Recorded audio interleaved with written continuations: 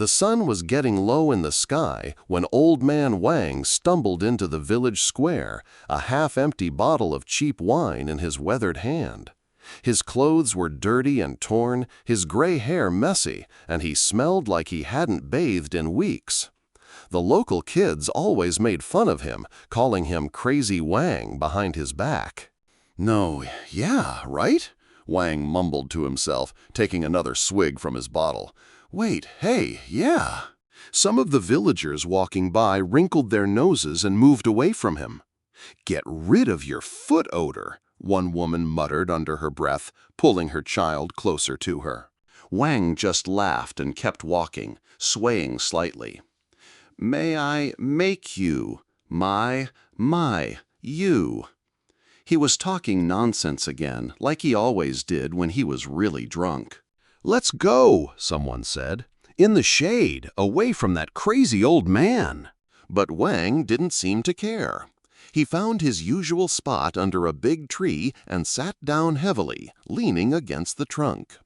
"Tonenya Yoshito," he said to no one in particular. "Hey, there is also a you. Most people thought Wang was just a harmless drunk who had lost his mind years ago. They didn't know his real story, that he had once been one of the most feared martial arts masters in all of China, known as the drunken boxer Wu Ji. That was before the tragedy that broke his spirit and sent him into hiding. As the evening grew darker, a group of tough-looking men entered the village square. They wore black clothes and had weapons hanging from their belts. The leader was a big, muscular man with scars on his face and cold, cruel eyes. "Lian Ying, go to the head of the village," the leader barked to one of his men. "Come on, we need to find that old fool." The villagers quickly scattered, sensing danger. These weren't ordinary travelers. They were members of the Black Dragon Gang, one of the most violent criminal organizations in the region.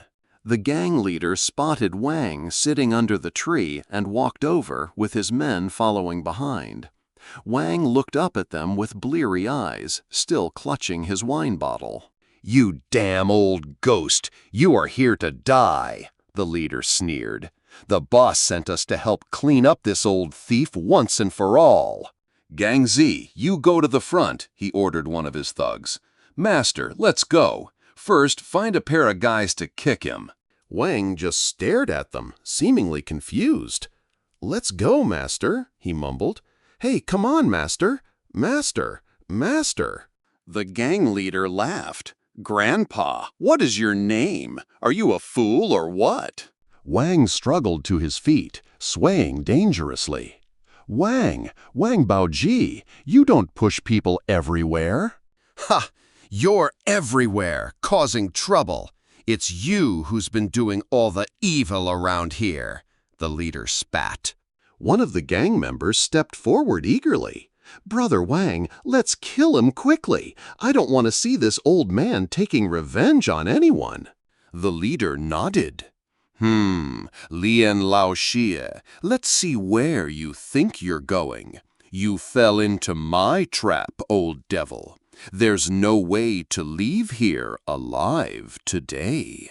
Wang looked at them with what seemed like genuine confusion. "It's you, not me." Oops! Wang suddenly stumbled, appearing to lose his balance completely. The gang members laughed, thinking this would be easier than they thought.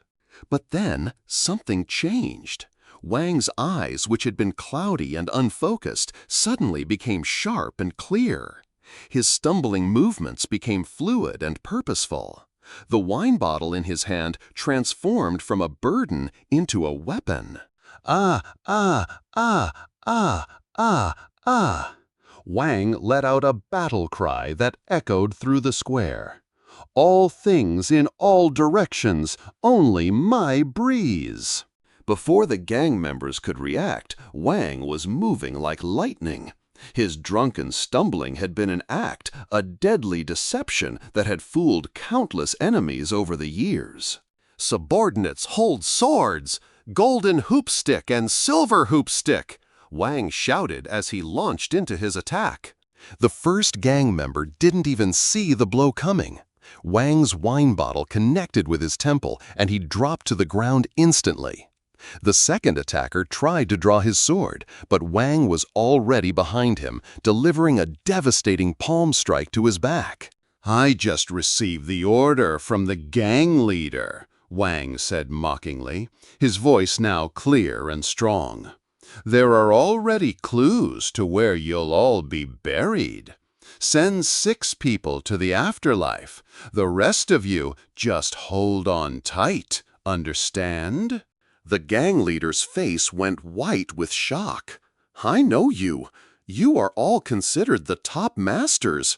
But you're supposed to be crazy." "Still not coming out to play?" Wang laughed, his movements becoming even more fluid and deadly. More gang members rushed forward, but Wang moved through them like a tornado. His drunken boxing style was legendary. Every stumble was a dodge, every sway was an attack. He used their own momentum against them, turning their strength into weakness. "Brother Huang, redhead, watch out!" someone screamed, but it was too late. Wang grabbed one attacker and threw him into 2 others, sending all 3 crashing into a nearby wall. "I want to return my father's belongings," he said cryptically. "I want the pain back that you gave me." The gang leader was backing away now, his confidence completely shattered. "I'll catch up with you tomorrow," he stammered. "Don't say so much now." "It's okay," Wang replied calmly. "Speak while you still can." The remaining gang members tried to coordinate their attack, but Wang was like a ghost, appearing and disappearing among them. His wine bottle became a club. His stumbling gait became a dance of death. "The map is out," Wang said, referencing some old grudge. "What have you got now?" "Thank you for reminding me why I gave up drinking." "Temporarily." One by one, the gang members fell. Some were unconscious, others were groaning in pain, but none were in any condition to continue fighting. The gang leader found himself alone, facing a man he had thought was just a harmless drunk. "Good night, Imei style," Wang said, bowing mockingly. "Ask Lei Xiaoxia for advice on how to pick better enemies." The leader tried one last desperate attack, but Wang simply stepped aside and delivered a gentle push that sent the big man sprawling in the dirt. "Deng Zexen, let's go," Wang said to the unconscious gang members. "Since the senior boss is unwilling to learn respect, I'll have to teach it to you." A young village boy who had been watching from behind a building came forward cautiously. "Why did they force him to fight? It's none of their business." Wang looked at the boy with tired eyes. "Come on, we have all become sworn brothers in violence. Their business I couldn't ignore forever." The boy looked confused. "Why were you pretending to be crazy, old friend? Why were you so angry inside?" Wang sighed deeply. "What was I doing? Alas, you young people must understand, sometimes we have to take care of terrible affairs. My 2 grandchildren." "Hey, Wuji," the boy said, recognizing the name from old stories. "What is really going on?" Wang's expression grew sad. A senior master said he would abolish his martial arts forever. "Oh, hello, old friend. Why was I so heartless to myself? I didn't know I would need to intervene again." He looked at the unconscious gang members scattered around the square. The Emperor Li Guang was not a righteous man. These are his followers. They betrayed my family years ago. I was going to catch them eventually. How could I know that time would destroy so much? "Hey, you are responsible for catching the rest of them," Wang said to himself. "I'm done talking to ghosts." The boy nodded, beginning to understand. Grandpa, are you really going to hunt down the whole gang? Wang shrugged. Leave it to fate. Is there any other way? The devil told me to drive those people away from innocent villages. As the moon rose over the village square, Wang picked up his wine bottle and took a small sip. Landlord of this place, your dog show god days are over. The 9 heavens scripture that these fools were looking for. He pulled an old book from inside his ragged shirt. I finally found the 9 heavens sutra years ago. They practiced so hard with their swords, but it was all useless. Wang looked at the defeated gang members one more time. You won't get the 9 heavens sutra, and you won't get to hurt any more innocent people. The village was safe again, thanks to the man they had all thought was just a crazy drunk. Wang stumbled away into the night, his act returning as he disappeared into the shadows. But now the villagers knew the truth. Sometimes the most unlikely heroes are hiding in plain sight, waiting for the moment when they're needed most. The legend of the drunken boxer Wu Ji would be told for generations, reminding everyone that you should never judge a person by their appearance, and that true strength often comes disguised as weakness. As Wang vanished into the darkness, his voice could be heard one last time. Humph! Even the sword is useless after practicing so hard without understanding the heart.